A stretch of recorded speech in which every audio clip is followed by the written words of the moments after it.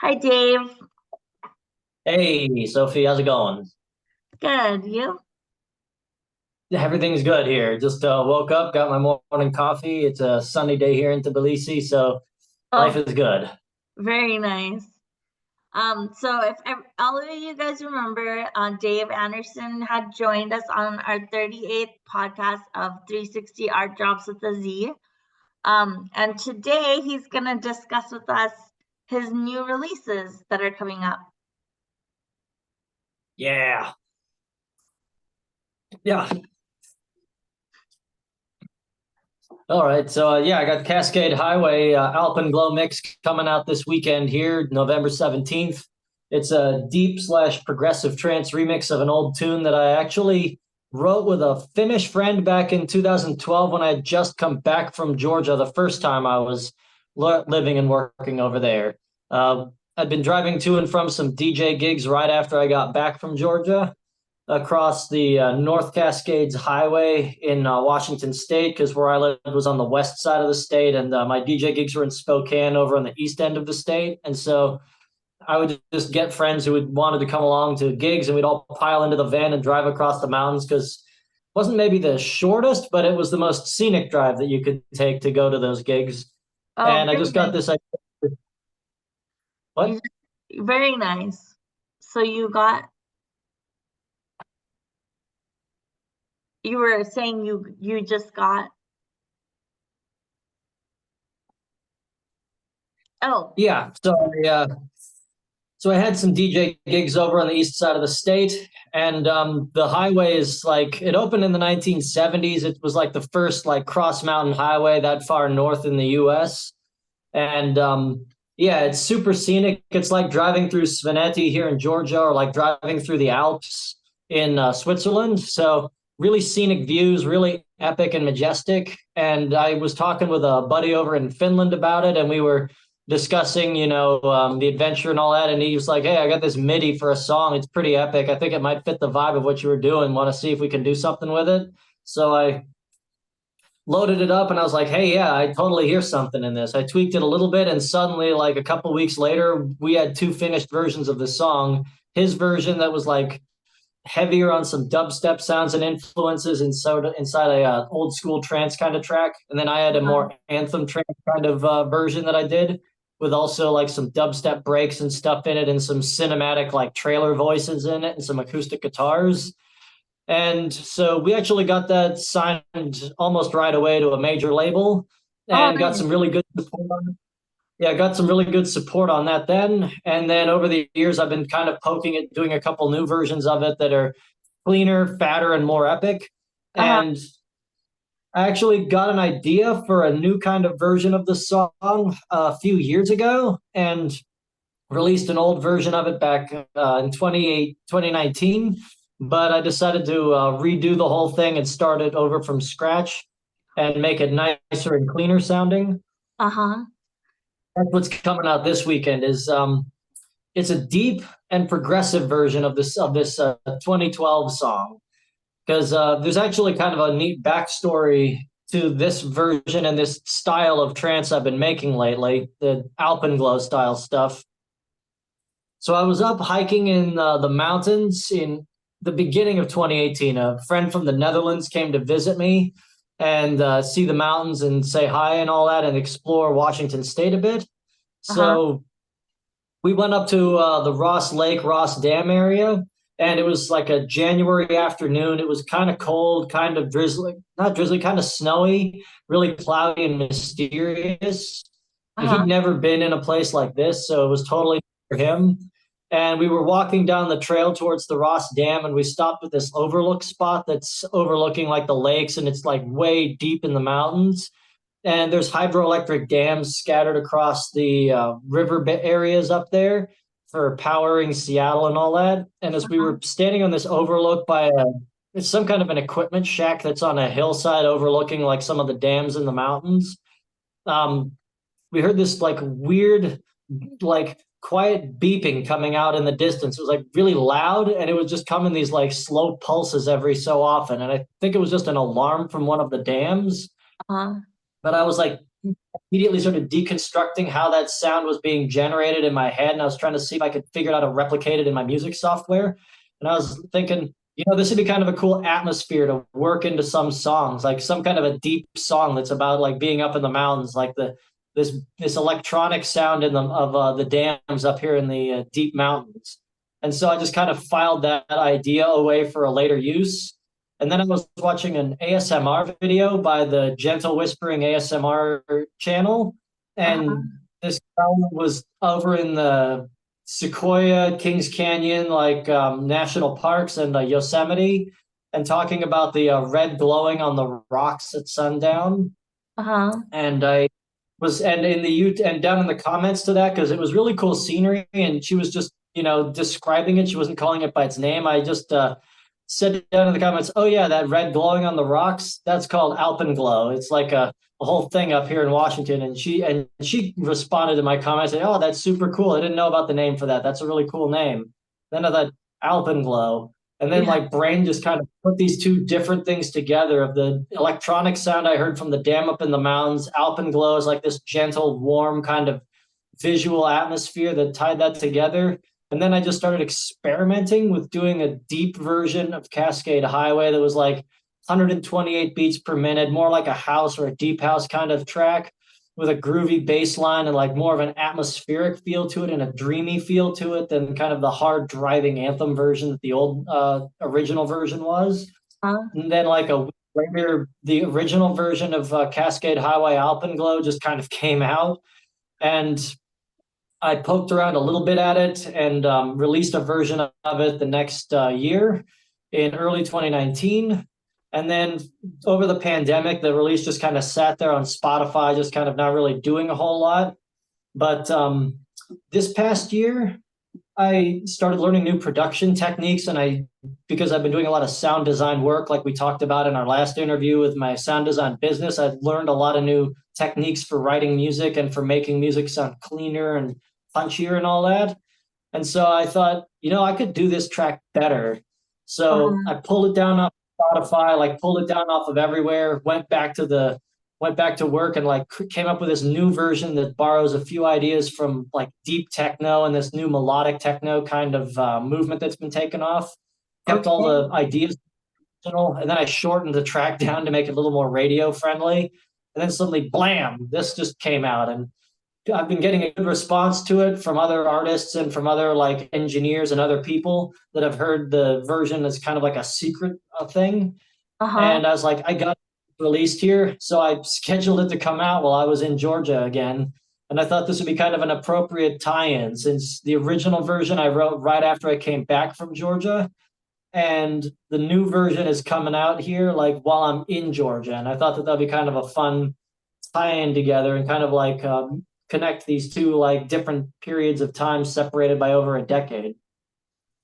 Wow. Yeah, I know when I first listened to Cascade Highway, um, I'm not usually a big fan of trance, and I was really into the song. I felt like the vastness and the expansion of you being in nature. I could feel it, through the song, and I thought it was pretty crazy that I could like feel that feeling without even have been on your journey.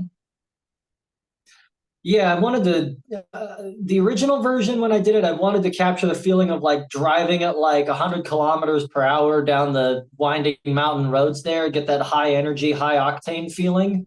For this version, I wanted to capture the feeling of more like sitting on a mountain ridge, like overlooking glaciers as the sun is setting or rising, and just having a cup of tea and just watching all of the scenery around. And so I wanted to capture that big, expansive feeling and also slowed down in kind of a relaxed sort of groove. And there was also a documentary that I saw that came out a couple of years ago after the original version of Cascade Highway came out that was about the electronic and club music scene in Ghana down in Africa. And Oh, it was okay. talking about, yeah, I was talking about how producers are trying to combine like traditional like Ghanaian music and rhythms into like modern club productions. and keep and make the music really dance oriented. And I'd been thinking to myself for a while how a lot of trance has kind of become just like banging kicks and banging bass lines, and it's all just like sledgehammer stuff and like heavy sounds and like hard sounds. Yeah. And I thought, kind of lost the dance element of the dance music in trance. We've kind of lost the groove in the music. And so I thought slowing it down, spacing it out, and giving it more of a grooving kind of house-like bass line would help kind of capture this epic feeling of the scenery, but also give it a groove that you could kind of dance to and bounce around to. So I wanted to kind of combine these completely different ideas into something that would be interesting musically. Wow. Yeah, it's really, really good. So are Thanks. you releasing just that song? Are you releasing a bunch of songs with it, or? For this release, it's just this. It's the main version of this. So I sent you the short version before to like prep for all this, and then there's also like an extended DJ mix version, and then there's two instrumental versions. I try to always release instrumental versions alongside the ones with vocals, so that if anybody in like the film or TV industry gets interested in the tracks and stumbles across it, they can license it easier for use in like background of a TV show or a movie, and there won't be, distracting vocals. Uh-huh. And some DJs are just not into vocals in songs, so I wanted to give DJs and possible sync licensing partners the opportunity and ability to use versions that suit their taste better. So I wanted to maximize opportunities for where my music can be played. Very nice. So what's next? Well, next I'm going to have another track in the same style called Daybreak. It's also a remix of an old song of mine from my old 2010 album. I've got an Alpenglow mix version of that coming out, Uh-huh. and yeah, and that one I feature a handful of different synths in that one that I want to kind of focus on because people don't talk about them as much. So I'm going to be so there's going to be a little bit of a change in the sound there, and just sound design work. And I'm going to try and find some partners and some people here in Georgia to collaborate with on some new music. Since I brought bits and pieces of my studio from back home with me to Tbilisi here, Uh-huh. so be trying to find some more people around here to work with on some new music. And I'm going to mosey around to some art galleries and some other places near my apartment and see if anybody would be interested in including my music in the background music for some of their exhibitions and other stuff. Because That this is would the be right tempo lovely. and the right time for that. Yeah, that would be Yeah, I actually lovely. I live down the street from an art gallery, so I'm going to go check them out and see if they would be interested in adding my music to their background playlists. Oh, maybe if I ever get around to I think I'm the one of the other things I'm planning to do is I'm trying to do like maybe 25 paintings and then try to get like some exhibition going down here like on one of the halls in India because I haven't done anything like fine art here, but I'm trying to present myself as a digital artist for this one competition thing. So, I mean, I know it'd be two different things, but that's just what I'm trying to do. And maybe I could ask you how I could get maybe your music behind my exhibition too or something.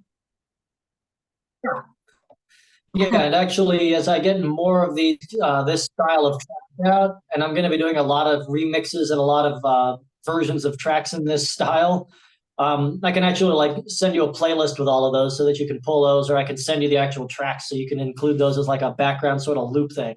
Might even be able to make a DJ mix of all of it when I get back home too.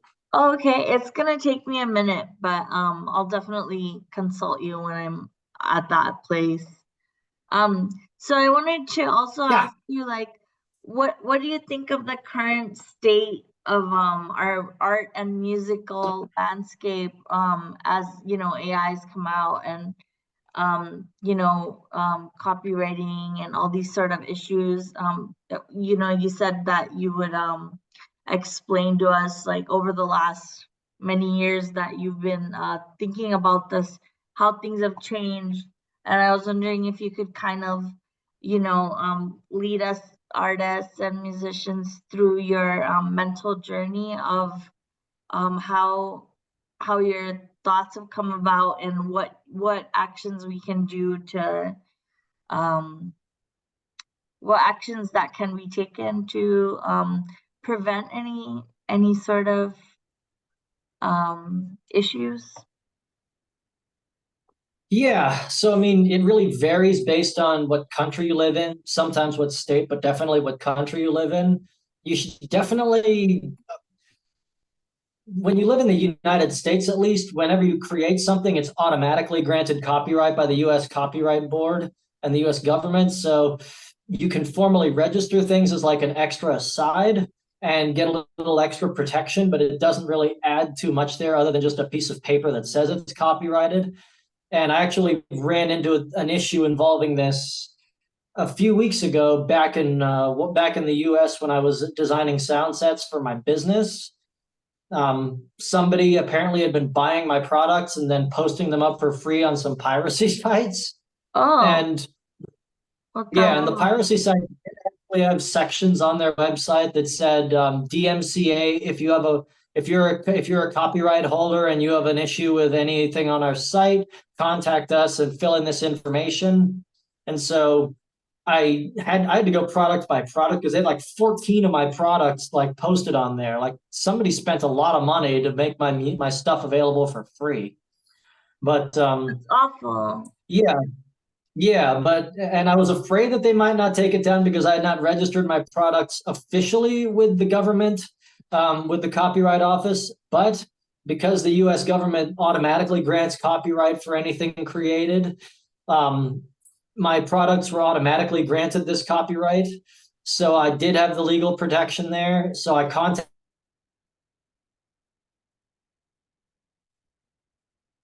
Dave, you with there? an end user license agreement that Uh-huh. explicitly states like the acceptable use for the products.